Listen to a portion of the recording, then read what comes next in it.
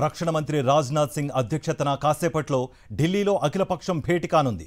Operation Sindoor వివరాలకు విపక్షాలకు తెలియజేయనుంది మోదీ సర్కార్. వైఎస్ఆర్సీపీ తరపున పార్లమెంటరీ పార్టీ నేత వైవి సుబ్బారెడ్డి అఖిలపక్ష సమావేశానికి హాజరు కానున్నారు. పహల్గామ్ ఉగ్రదాడి తర్వాత కూడా కేంద్రం అఖిలపక్షం నిర్వహించింది. ఆపరేషన్ సింధూర్కు సంబంధించి పూర్తి వివరాలు ఈ అఖిలపక్ష సమావేశంలో కేంద్ర ప్రభుత్వం చర్చించే అవకాశాలు కనిపిస్తున్నాయి.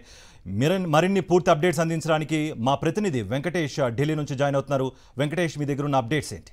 ఆపరేషన్ సింధూర్ విజయవంతమైన నేపథ్యంలో ఈ అంశంపై కేంద్ర ప్రభుత్వం అఖిలపక్ష సమావేశం ఏర్పాటు చేసింది. వైఎస్ఆర్ కాంగ్రెస్ పార్టీ తరపున పార్లమెంటరీ పార్టీ నేత వైవి సుబ్బారెడ్డి సమావేశానికి హాజరయ్యారు. కేంద్ర రక్షణ శాఖ మంత్రి రాజ్నాథ్ సింగ్ అధ్యక్షతన ఈ సమావేశం జరుగుతోంది. ఈ సమావేశానికి రాహుల్ గాంధీ, మల్లికార్జున ఖర్గే సహా అనేక పార్టీల నేతలందరూ కూడా హాజరవుతున్నటువంటి సందర్భం. సో మొత్తానికి ఈ సమావేశంలో పహల్గామ్ దాడి ఘటన ఏప్రిల్ 22న జరిగింది. 7వ తేదీన పాకిస్తాన్ పైన ఎయిర్ స్ట్రైక్స్ చేయడం ద్వారా భారత్ తన ప్రతీకారాన్ని తీర్చుకుంది. దాదాపు 9 లొకేషన్లో 24 మిసైల్స్ దాడులు చేసి అక్కడ ఉన్నటువంటి ఉగ్రవాద శిబిరాలన్నింటిని కూడా ధ్వంసం చేసింది. దాదాపు 70 నుంచి 80 మంది ఉగ్రవాదులను చంపేసినటువంటి పరిస్థితి. అలాగే జైషే మహమ్మద్ అధినేత అయినటువంటి మసూద్ అజార్ కుటుంబ సభ్యులందరూ కూడా ఈ దాడుల్లో పూర్తిగా చనిపోయినటువంటి పరిస్థితి.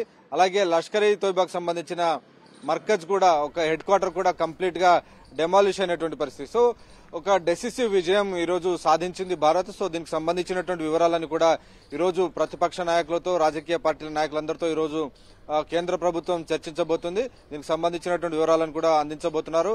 నిన్ననే మనం చూసాం, ఆర్మీ తరఫున అలాగే ఎయిర్ ఫోర్స్ తరఫున ప్రతినిధులు వచ్చి సమావేశం నిర్వహించి ఎక్కడెక్కడ బాంబ్ బ్లాస్టింగ్ చేశాం, దానికి సంబంధించినటువంటి వివరాలన్నీ కూడా ఇచ్చారు.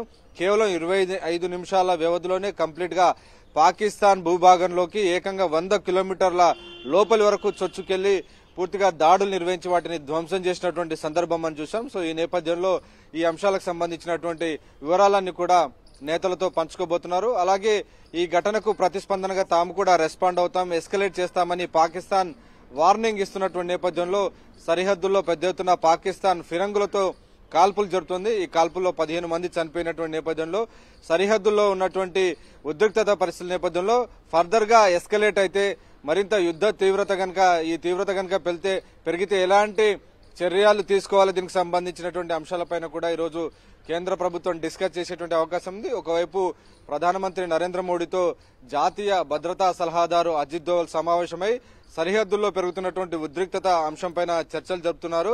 సో పాకిస్తాన్ విచ్చలవిడిగా సివిలియన్స్ టార్గెట్ చేసుకుని గురుద్వారాలు, మసీదులు, దేవాలయాలు, పౌరుల ఇల్లు టార్గెట్ చేసుకుని భయంకరంగా షెల్లింగ్ చేస్తున్న నేపథ్యంలో అక్కడ ఉన్నటువంటి సరిహద్దు గ్రామాల ప్రజలందరూ కూడా దూరంగా వెళ్లిపోతున్నటువంటి పరిస్థితి. సో ఆ సరిహద్దు గ్రామాల్లో ఉన్న ప్రజలందరినీ కూడా ప్రభుత్వం ఖాళీ చేస్తుంది. సో పాకిస్తాన్ విచక్షణ రహితంగా కాల్పుల విరమణ ఒప్పందాన్ని ఉల్లంఘిస్తూ ఏకంగా ఫిరంగులతో, మామూలుగా అయితే స్మాల్ ఆర్మ్స్ తో కాల్పుల చేస్తుంటారు, కానీ దానికి భిన్నంగా నిన్న జరిగినటువంటి దాడికి ప్రతీకారంగా పాకిస్తాన్ భయంకరంగా ఆర్టిలరీ వెపన్స్ ఉపయోగించి దాడులు చేస్తున్నటువంటి నేపథ్యంలో అనుసరించాల్సినటువంటి అంశంపైన ప్రధానమంత్రి నరేంద్ర మోడీతో జాతీయ భద్రతా సలహాదారు అజిత్ దోవల్ చర్చిస్తున్నారు. సో దానిపైన ఎలాంటి నిర్ణయం వస్తుందన్నది మనం వేచి చూడాలి. వెంకటేష్, ముఖ్యంగా అఖిలపక్షం నుంచి ప్రతిపక్షాలు ఏవైతే ఉన్నాయో ఎందుకు ఈ ఆపరేషన్ సింధూర్కు సంబంధించి ఇంత లేట్ ఎందుకు చేశారు అన్న ప్రశ్నిస్తున్న పరిస్థితులు కనిపిస్తున్నాయి ఇటు కాంగ్రెస్ నుంచి.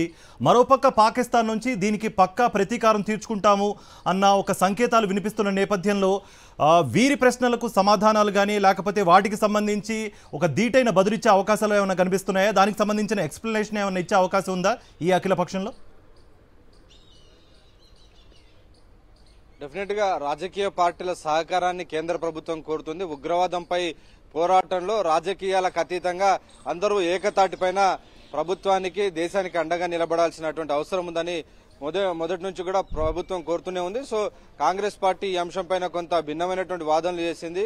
సో అయినప్పటికీ ఈ రోజు కేంద్ర ప్రభుత్వం దీనికి సంబంధించినటువంటి అన్ని వివరాలను కూడా వారితో షేర్ చేసుకోబోతోంది. షేర్ చేసుకున్న తర్వాత ఈ అంశాలకు సంబంధించినటువంటి విషయాలపైన ప్రభుత్వం సహకరించాలి, ప్రభుత్వానికి విపక్షాలన్నీ కూడా సహకరించాలని కోరబోతోంది.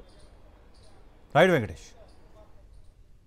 రైట్. పహల్గామ్ ఉగ్రదాడికి ప్రతీకారంగా ఆపరేషన్ సింధూర్ చేపట్టిన కేంద్ర ప్రభుత్వం దీనికి సంబంధించి ఆ వివరాలను విపక్షాలకు తెలియజేసే ప్రయత్నంలో భాగంగా అఖిలపక్షం సంబంధించిన భేటీ ఇప్పుడు ప్రస్తుతం జరుగుతోంది. ఆ విజువల్స్ ఇప్పుడు మనం సాక్షి స్క్రీన్ పైన ఎక్స్క్లూజివ్గా చూస్తున్నాం.